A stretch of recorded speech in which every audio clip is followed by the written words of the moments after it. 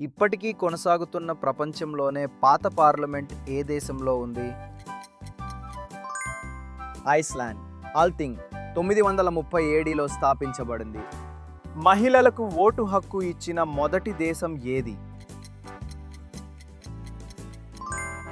New Zealand. 1893లో మహిళలకు vote హక్కు లభించింది. ప్రజాస్వామ్యం అనే భావన మొదట ఏ దేశంలో ఆచరించబడింది? గ్రీక్.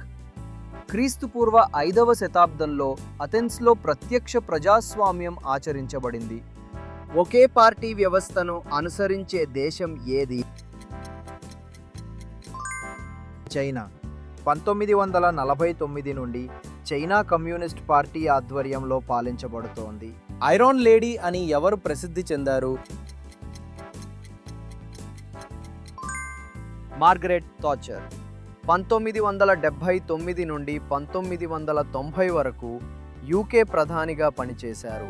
చరిత్రలో హత్య చేయబడిన మొదటి రాజకీయ నాయకుడు ఎవరు? సమాధానం కామెంట్ చేయండి. Thank you for watching.